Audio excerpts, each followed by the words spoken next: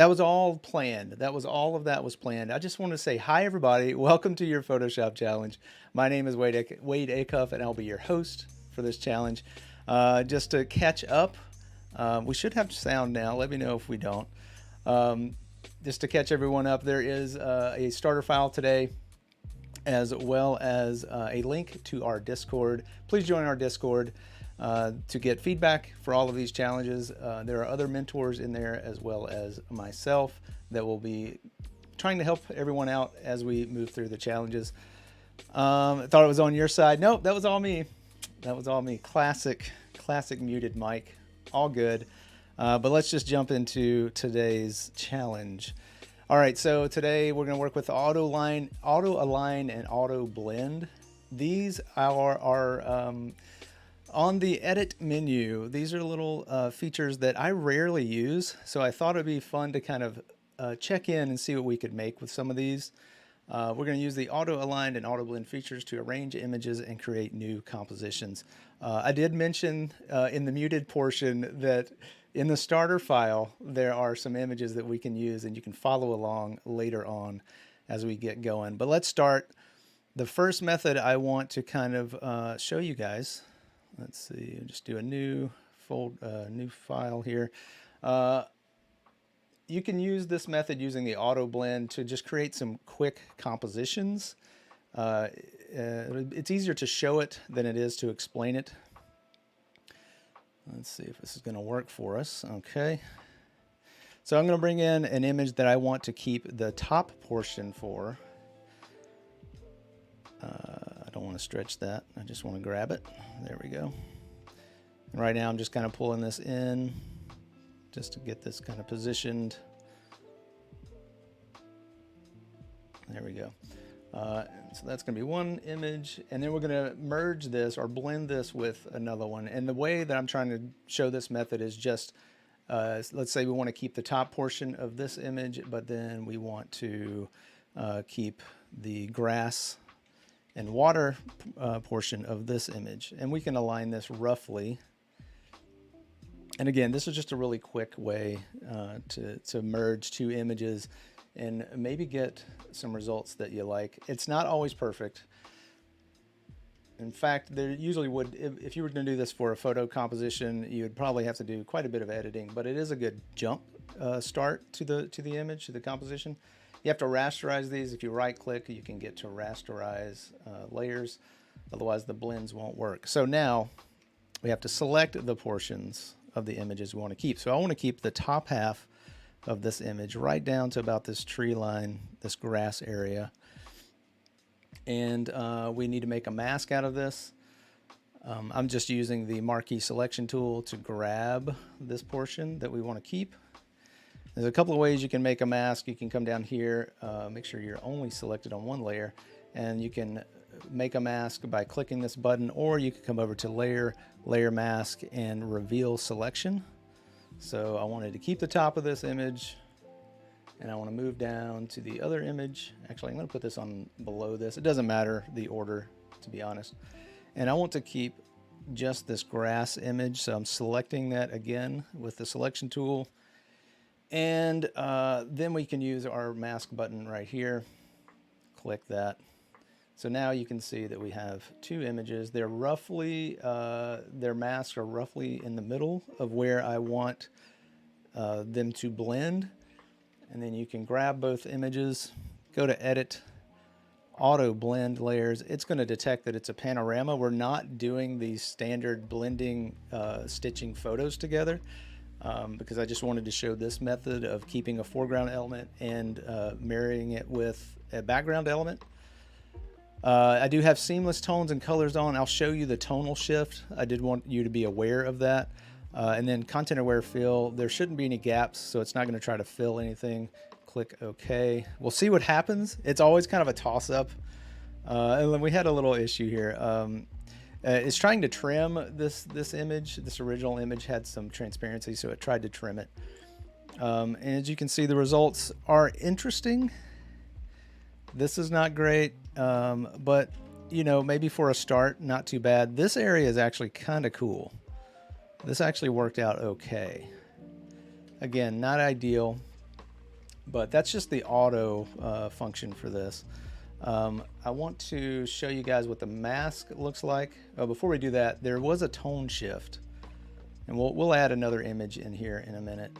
So I wanted to show you, I'm just bumping back through the history. And let's see, you can see the grass is this color. Let's see, and then when I go to our final result, you can see that the grass image really did, the whole image changed in tone. But that's just what the auto tone does. And another note for that is it actually affects the layers that have the mask on it. So it tones the images first, then it makes an output layer. So just be aware, if you wanted to make copies of these to make sure they didn't get their tones didn't get changed, you would maybe want to make a copy of those first. Let's take a look at the mask. You can kind of see where it made a jagged edge here. It's, you know, we can try it again real quick and see if it'll give us better results. And then this is just usually the inverse of that. And you know what? Let's trash these. Let's just trash all of this except for our images and get rid of our masks real quick. And I did want to show, if you just grab these, it's not going to do anything but create a fully visible mask and a fully hidden mask. If you go to Auto Blend, click OK, and you can see that it didn't do anything because it gave you a full matte and a full black matte and a full white matte. So that's not going to work for us. Let's undo that. And let's just try a different. I don't know how close this will get. I'll make this, I'll give us a little bit more space here. And then I will maybe drop down a little bit here. We'll see. We'll see what happens. Oh, you know what I want to do? Maybe I'll do. Nah, we'll just see what happens. Auto blend, because I don't want to spend all day on this. Click OK. It's relatively the same, just some slight differences. But I want to show you what the tone really does if you add in something that's. I'm going to add another foreground element to this, and I'm just going to use the image we just made. I'm not backtracking at this point. We're just steamrolling ahead. And I'm just going to select from the top of this image, make our mask. And I think I want to put it kind of like maybe in here. I don't know what's going to happen. We'll find out together what's going to happen. Fingers crossed, all of that stuff. All right, I'm going to grab the top of this image, make the mask. Hide these, grab those, auto blend. Ooh, one of them is still a smart object. Right click to rasterize. Now let's see what happens. I'm excited about this. Auto blend. Here we go. It's all right. It's okay. You can definitely see the tone shift in this though. Like there's much, that's the one thing I wanted you to note for sure. You're gonna, if you leave that option on, it's gonna affect your image for sure. Not bad. Yeah, someone, people are saying it's reminding of Nathaniel's stream from yesterday. Yes, it's a lot like that. I promise you this was already planned. But let's quickly move on so the comparisons may stop. Okay. Now I'm going to show you a little bit about the auto align. I'm going to open up a new file here. This is a picture from my desk. In fact, here is the water bottle. You know, it's just some common things that you might have on your desk. Pop in here a little bit because I'm going to drag this layer down. Let's see, I can't drag it behind there. Boom, there we go. I'm going to make sure this is rasterized, and I'm going to make sure the background is editable. So using the stacks, focal stacks, this is a pretty interesting a way to think about maybe taking pictures or how to use this feature. First off, it's not aligned.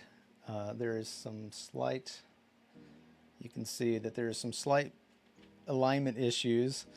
And I'm going to make them worse before we align this, but you could see, you could maybe come in here and start lining this up.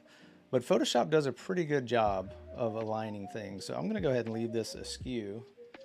And then I'm even just going to rotate it a little bit. So first we're going to align this, and this is just the part of like getting everything all together so that we can work on the blend. Auto align, we're just going to use the auto here and see what it does. It's going to think for a second. Does a pretty good job. It actually skewed it. It actually twisted it a little bit, which is why we get some of these gaps down here. That is fine. And if I turn one on, turn one off, you can see that it did a pretty good job aligning. So what this next step, the focal stack part of this is going to do, it's going to try to keep everything in the foreground that's in focus and then blend it with everything in the background that's in focus. So in the first image, everything in the foreground is relatively in focus, and everything in the background on the other image, you can see the dust here on the iPad, that is in focus as well. So this stack is going to let you do a little bit of both. Keeping both of those, and it makes some really interesting masks. So let's get to it. Edit, auto blend. It's going to detect that you're trying to do a stack because I think it knows that those images are way too similar. I am going to keep the seamless tones and the content aware fill for these transparent areas down at the bottom, and then click OK.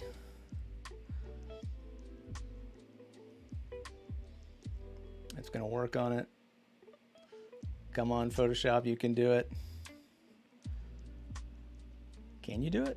You can do it. There you go. And it selects the areas. I'm not sure why it does this, but it selects the areas that were the trim, like where the content aware fill worked. I'm going to deselect just so we can look at that. So it did take care of those areas for us. It did a pretty good job because we can see that the foreground is in focus and that the background is also in focus, and it's doing that through these series of masks. It does make an output image. I'm going to turn that off because that's just giving us where that content aware fill was. By the way, this was a natural 20, just to throw that out there. But look at these masks, pretty fascinating. This is the background in focus image, and this is the foreground in focus image. So you could think about this in a way of taking using your own photography. If you had something in the foreground that you wanted to stay really sharp and crisp, but everything in the background is blurred because you're focused on that thing, then you could take a photo of everything in the background in sharp focus and then use this method to kind of bring it all in together. But yeah, that's just another way to use that. So now we can move on to another fun little thing. I hope this is fun for everybody.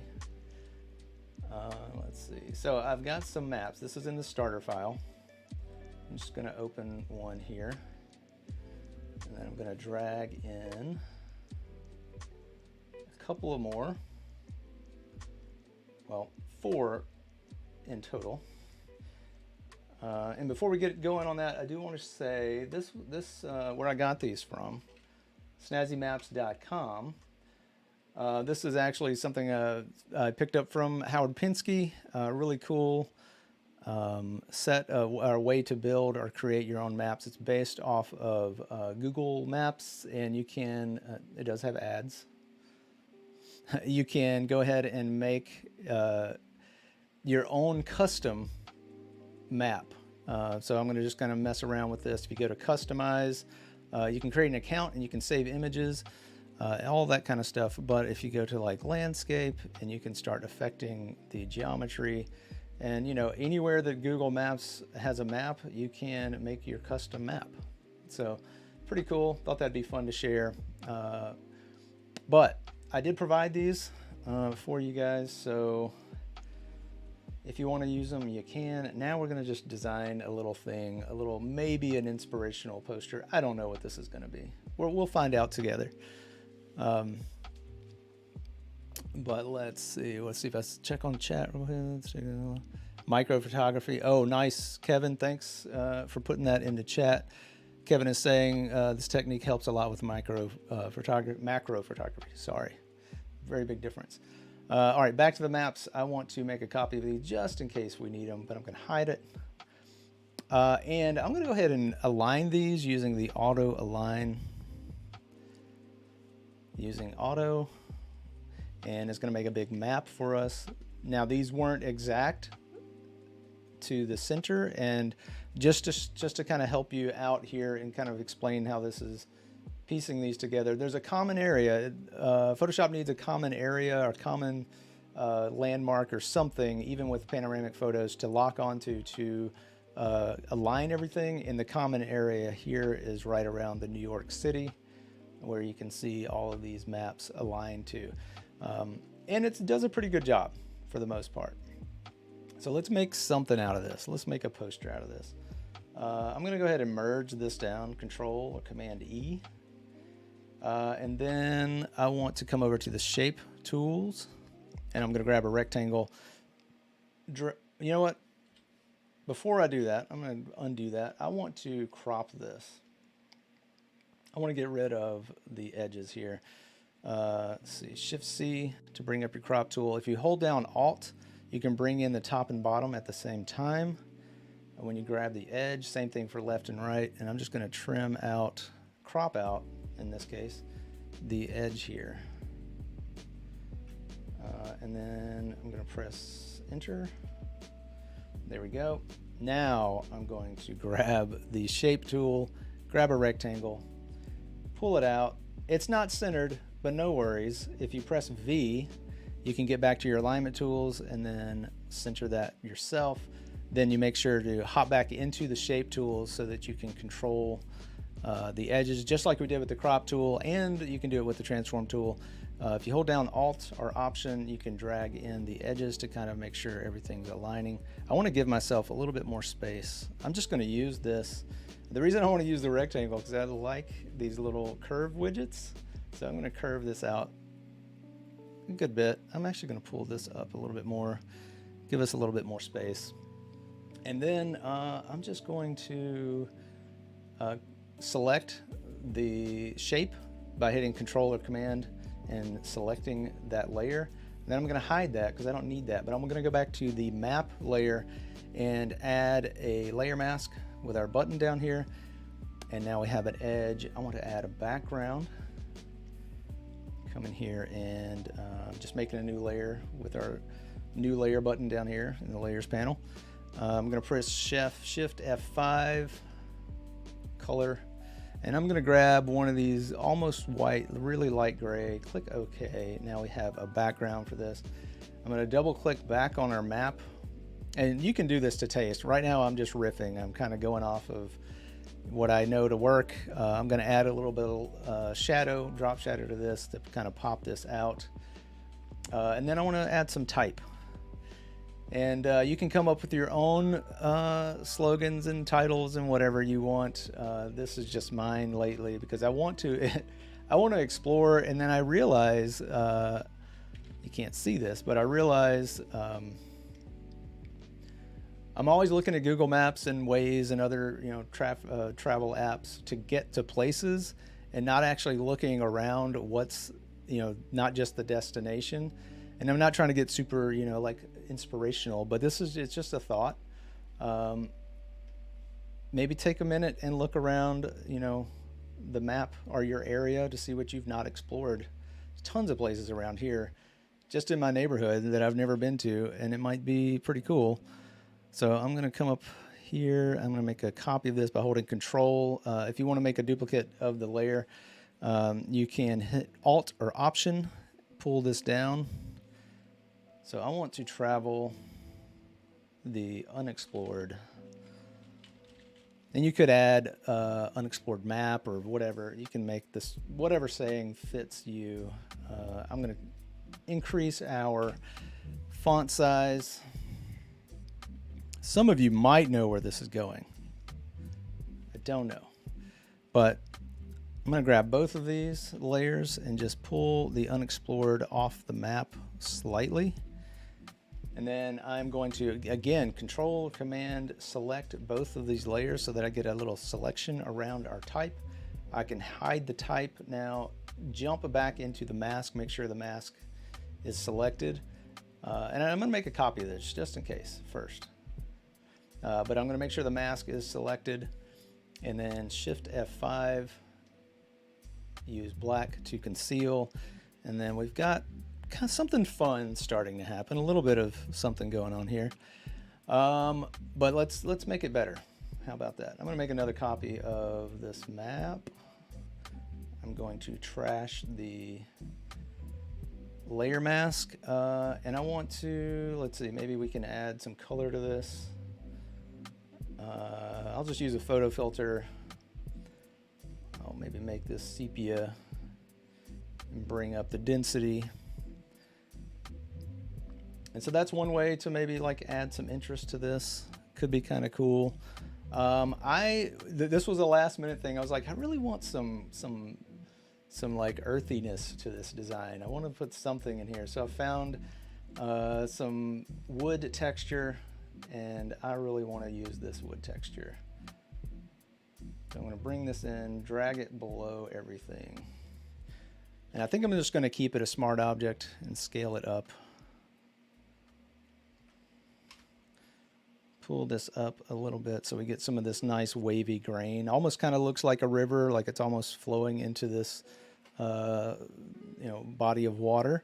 I am going to add a curves adjustment to this, so Control or Command M, and I just want to give us a little bit of an S curve. Bring this up, but I'm going to drop the black areas a little bit. Click OK. And that's pretty cool. I think that works. I thought of another thing that might be pretty fun with this. Again, I'm going to make a copy of our map. And if you wanted to, it may not work so good for this map, but if you found something else, I'm just coming here with the magic wand, and you could use, select color range if you wanted to grab this, and we're probably going to lose our E here. But if you wanted to, let's just hide that and just made a copy just to make sure I had it.